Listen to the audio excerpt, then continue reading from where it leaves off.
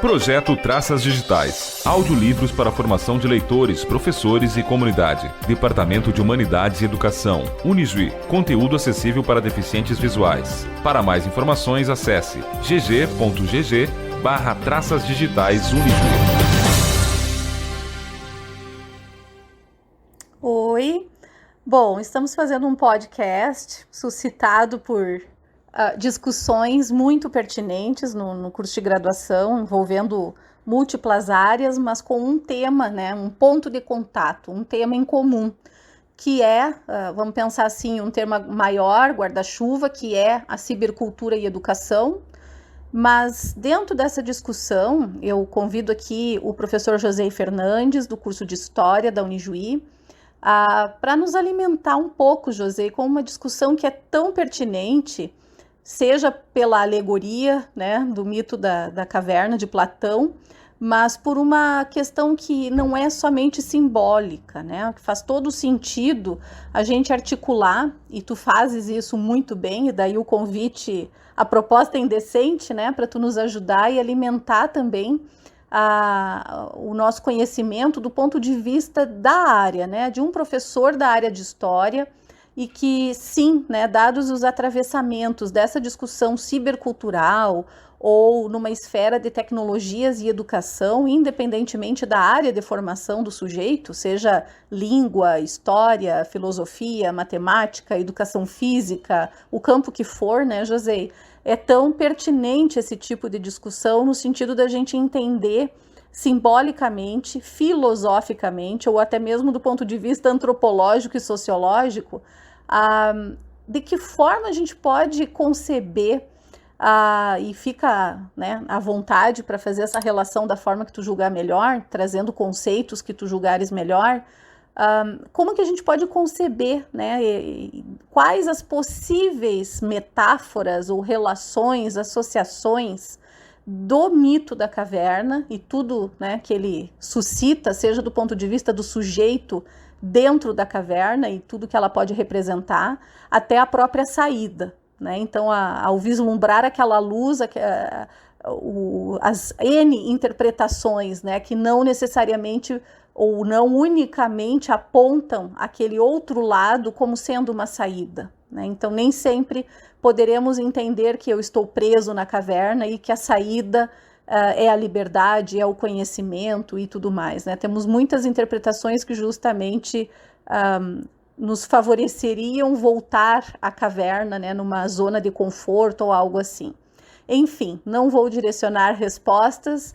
Alguns grupos, então, dos cursos de graduação vêm fazendo essa discussão, e dado o interesse e muito vindo, né, dos estudantes de graduação da Unijuí, vinculados à disciplina de cibercultura, gostaria então dessa tua participação por este gênero que nos, né, é tão caro, que é o podcast, e que com certeza vai circular também em outras esferas. Então, fica à vontade. Eu sei que temos na própria indústria cinematográfica, né, muitas analogias que podem ser feitas, e não vou antecipar e não vou orientar nada, deixando tu totalmente à vontade para fazer as relações e exemplos, né, que tu julgares melhor, tá? Desde já agradeço a tua participação e conte conosco também para algumas participações online, né, de modo síncrono também, com essa galera toda da graduação que está tão interessada, né, e a própria pandemia talvez tenha nos dado alguns tapas, como eu digo, né, para além da tragédia, que é, né, inominável, ou incomensurável, mas também nessa questão do ponto de vista de entender a perspectiva pedagógica, educacional, envolvida, né, ou junto com, né, como eu sempre costumo dizer, junto com as tecnologias digitais, né? Então, para além de tudo, fora de qualquer negacionismo, né, que nós tínhamos até pouco tempo atrás, de que falar de tecnologias e educação era somente para os interessados no assunto, cada vez mais nós temos percebido que isso precisa, sim, deixar de ser um tabu, deixar de ser um mito, para cada vez mais estar, né, no chão, né, como a gente diz, né, muito mais num mundo factível e necessário a todos nós envolvidos e engajados com a educação, tá? Muito obrigado e passo a palavra para ti.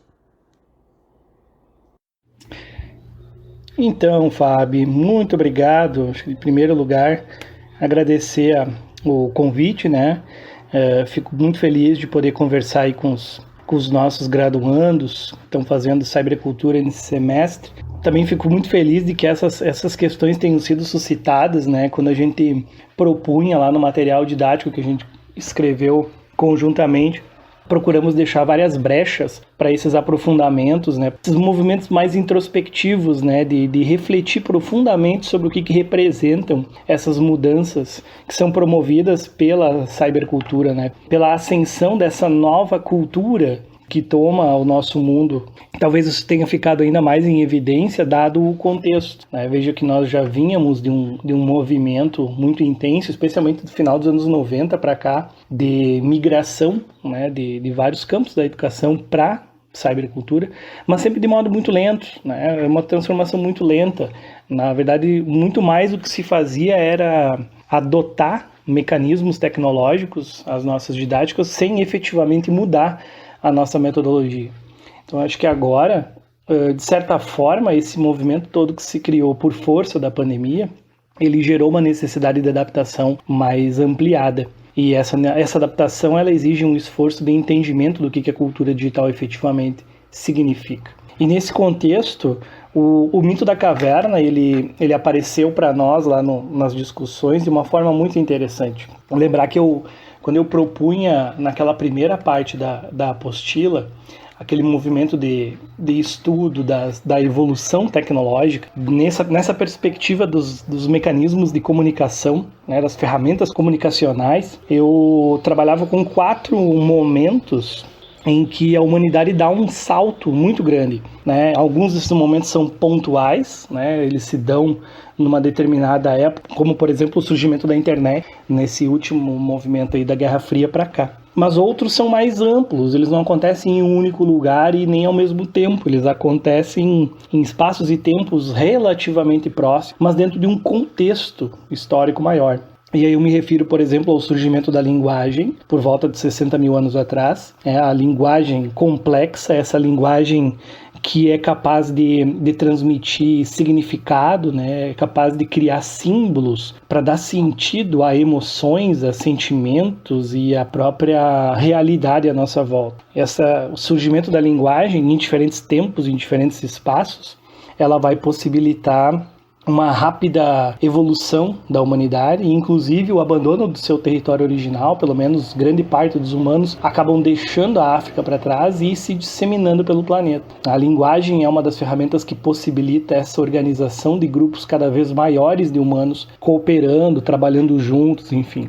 Então, é desse período também, cerca de 60 mil anos atrás, o surgimento das primeiras religiões, por exemplo. Também, por outro lado, os primeiros conflitos maiores entre grupos, especialmente entre os grupos humanos e outros grupos hominídeos, né, humanos também, que vão competir por espaço em determinados momentos, como os neandertais, né, os Homo erectus e etc. Um segundo movimento é o da invenção da escrita. Então, 6 mil anos atrás, veja um intervalo já bem menor, de 60 caímos para 6. De novo, a invenção da escrita, ela não surge única e exclusivamente num lugar, ela surge numa região mais ampliada, que é essa região do Oriente Próximo, né, na conexão ali dos 3 mundos conhecidos da Antiguidade, a Ásia, a Europa e a África. O surgimento da escrita, ela também ocorre simultaneamente a um outro movimento muito importante, do qual ela se nutre e também potencializa, que é o surgimento das primeiras civilizações. E com essas civilizações, o surgimento dos primeiros grandes impérios.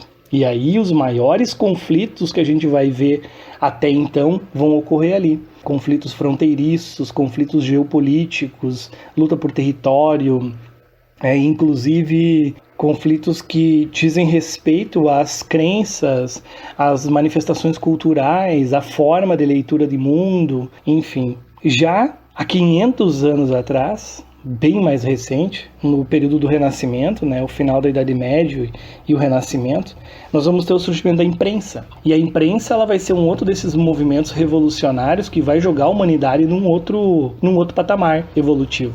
Vai possibilitar a produção e a divulgação de conhecimento num ritmo muito maior do que nunca antes visto. Então todo o conhecimento acumulado até então pela humanidade vai ser compilado, vai ser organizado, vai ser transformado em enciclopédias mais tarde na Era das Luzes. Mas também nós temos nesse período o acirramento da perseguição religiosa, especialmente com a publicação de um livro em especial, o Malleus Maleficarum, o Martelo das Bruxas. Ele foi um livro que mobilizou um séquito de religiosos extremistas a perseguir suas divergências ideológicas, e também o movimento do colonialismo, o movimento de aculturação desses grupos nativos na periferia do mundo europeu, no mundo descoberto pelos europeus, ou dominado e conquistado pelos europeus, e o papel que a escrita vai representar também nessa articulação de grandes contingentes humanos, grandes civilizações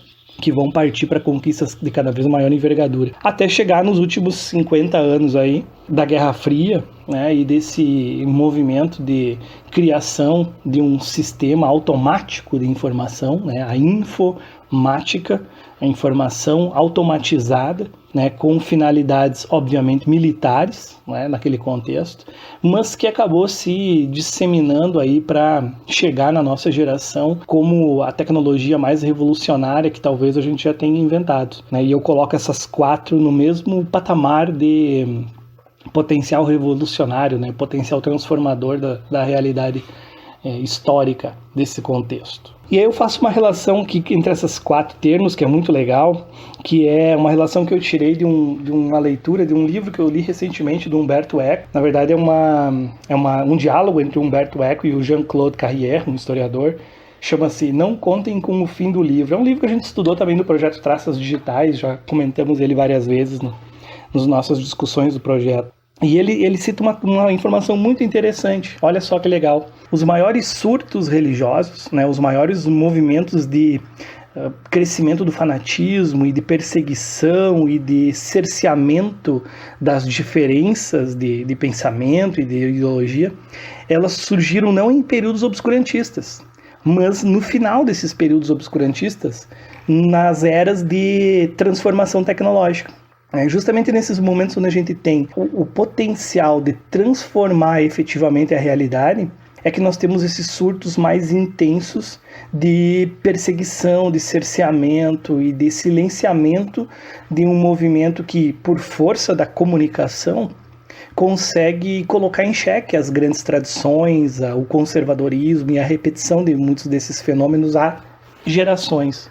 Então, se a gente pega esses 4 exemplos aqui, a gente vai ter efetivamente eras onde a gente percebe o fim das grandes ideologias ou uma extrema dissolução da moralidade até então que servia de referência para aquelas sociedades.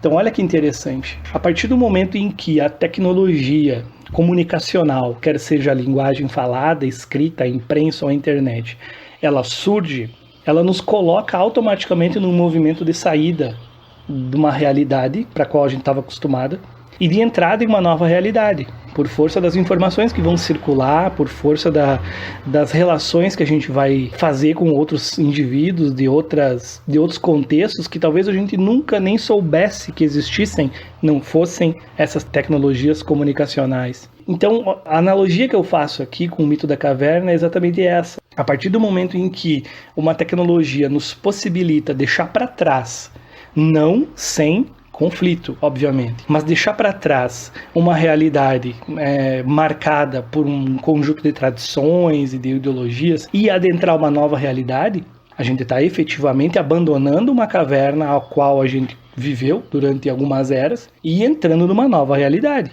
que eventualmente vai se transformar numa nova caverna, porque forçosamente a gente vai se acostumar com essa nova realidade a ponto de transformar ela no nosso novo status quo e se acomodar nessa nova realidade. Então, quando o Platão admite que nós vivemos em uma caverna, que está dentro de outra caverna, na verdade ele tá tentando transformar essa percepção da nossa ignorância em relação às coisas do universo numa perspectiva mais plausível, mais realista. A gente nunca vai saber tudo sobre tudo. A gente sempre vai estar no interior de alguma caverna e para sair desse lugar a gente vai precisar mobilizar todo o nosso aparato tecnológico, comunicativo, cognitivo para poder aprender e apreender as informações necessárias para sair desse lugar e adentrar um novo lugar. E isso nos leva, Fábio, direto à questão da perspectiva educacional.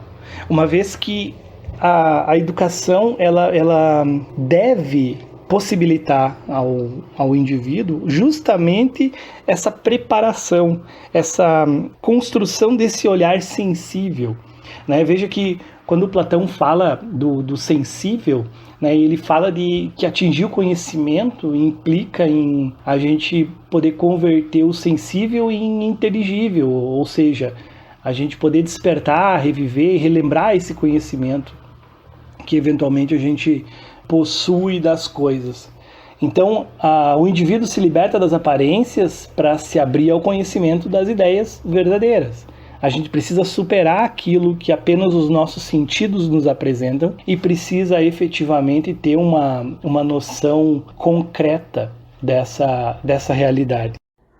Como, José, efetivamente nós podemos fazer associações com toda essa questão envolvendo o mito da caverna e a esfera, digamos assim, da cibercultura em perspectiva educacional? Que tipos de relações, associações podemos fazer em última instância, mas até chegar nessa resposta, que percursos, né, poderíamos fazer a partir da tua leitura acerca desta alegoria, né, sobre o mito? Muito obrigada.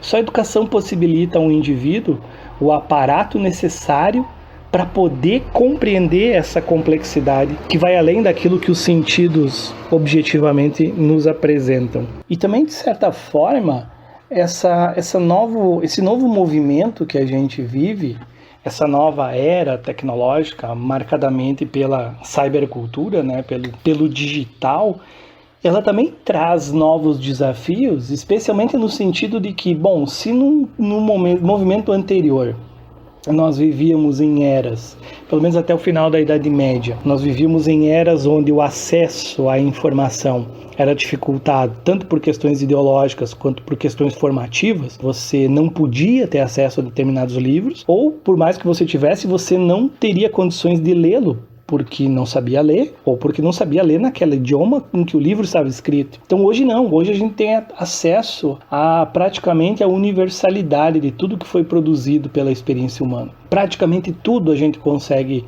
uma cópia, a gente consegue acessar virtualmente, remotamente, em qualquer lugar do mundo. E ao mesmo tempo em que nós temos acesso a essa informação, hoje nós temos novos desafios. O desafio hoje é fazer o filtro adequado das informações. Saber buscar as informações, saber segregar aquilo que é importante e real daquilo que é ilusório ou falso ou fake, né? Usando a terminologia que está em voga na nossa era, né? E isso é muito importante. Ainda utilizando o Umberto Eco como referência aqui, na verdade um trecho do Jean-Claude Carrière, né, do historiador que dialoga com o Eco, onde ele fala sobre essa perspectiva da educação, e eu também gostaria de deixar esse fragmento aqui para vocês refletirem, né? Ele está discorrendo aqui nesse trecho sobre uma sensação que muitos de vocês já devem ter tido, né, em algum momento da vida, quando, com algum tipo de dificuldade técnica ou tecnológica, buscaram ajuda ou de um sobrinho, de um filho, de uma criança, faixas etárias diferentes, ou foram para a internet e acabaram achando a resposta vinda de uma criança fazendo um tutorial em alguma plataforma de vídeo, né? E aí a gente se vê sendo ensinado pelas gerações mais novas sobre alguns aspectos dessa tecnologia na qual a gente não é nativo, né? A gente é um migrante digital. E aí o Carrière, e ele está falando sobre esse rito de passagem, né, entre o fim dos estudos. E aí ele diz o seguinte, então, abre aspas: o que você está dizendo né, ao Humberto Eco, valia também, por exemplo, para os médicos. A bagagem deles, quando terminavam seus estudos, permanecia válida para o resto de suas carreiras. E o que você fala sobre essa aprendizagem sem fim, a qual todos são agora coagidos, é igualmente válido para os que se dizem aposentados. Quantas pessoas idosas tiveram que se iniciar na informática que evidentemente não puderam conhecer durante seu período de atividade profissional? Estamos condenados a ser eternos estudantes, como Trofinov, de O Jardim das Cerejeiras. Melhor assim, talvez, no fundo. No mundo que chamamos primitivo, que não mudam, os velhos detinham o poder, uma vez que são eles que transmitiam os seus conhecimentos aos filhos. Quando o mundo está em revolução permanente, são os filhos que ensinam eletrônica aos pais. E seus filhos, quem ensinará a eles? Projeto Traças Digitais. Audiolivros para a formação de leitores, professores e comunidade. Departamento de Humanidades e Educação. Unisui. Conteúdo acessível para deficientes visuais. Para mais informações, acesse gg.gg/traçasdigitais Unisui.